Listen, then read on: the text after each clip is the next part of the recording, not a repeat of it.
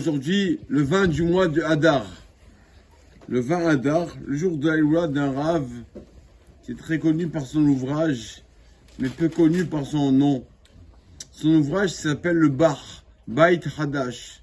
C'est un ouvrage énorme sur le Beit Yosef, sur le tour Beit Yosef. Et sur le tour, pardon. Et ce Rav-là s'appelait Rabbi Yoel Sirkish.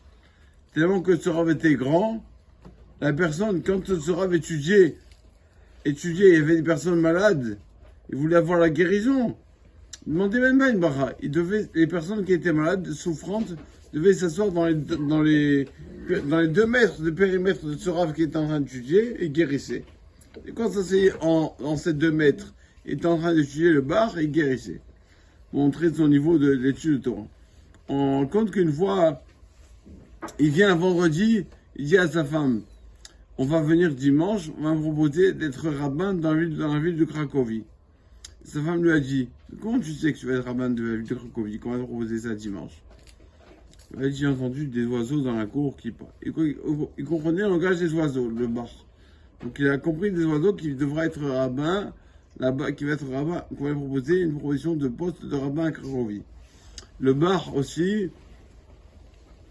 le Baal Shem Tov, qui est venu beaucoup plus tard, Baal Shem Tov a habité, le Rav Baal Shem Tov a habité dans la ville de Medzibouz. Le Baal Shem Tov a dit, je choisis cette ville Medzibouz parce que dans cette ville habitait le bar, Beit Hadash. Comme le Rav Rabbi Yoel Sirkish a habité là-bas, je choisis d'habiter cette ville. Une fois, on raconte sur le bar, ce Rav Rabbi Yoel Sirkish, on raconte sur lui quand il arrivait au ciel, après 120 ans, les âmes qui étaient des personnes impies en enfer ont dit, Rabbi, vous allez monter au paradis, nous laisser en enfer comme ça? Venez nous chercher en enfer, prenez-nous avec vous.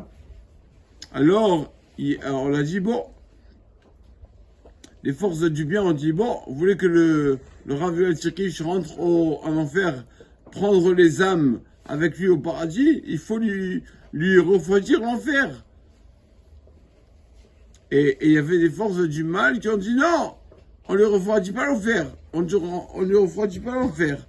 Il y a une faute que le Rav Yoel Sirkish a fait. C'est quoi sa faute qu'il a fait, le pauvre? Pas une advertence. Une fois, il marchait dans la ville et il a éternué. Alors, c'est à son éternué? Non. Mais qu'est-ce qu'il a fait qu'il a éternué? Il y avait à côté de lui une charrette. Dans cette charrette, il y avait un taureau et un âne. Dans cette charrette. On sait qu'on n'aboue pas pas une charrette avec un taureau et un âne ensemble. Pourquoi? Parce que le taureau rumine et l'âne ne rumine pas. Donc l'âne va s'affaiblir. Ça veut dire quoi? Il a à manger, lui mangeait pas à manger. Pour pas affaiblir l'âne, il a le droit de travailler avec une charrette où il y a un taureau et un âne. Donc, quand le Rav va éternuer un peu, le taureau et l'âne qui étaient à côté,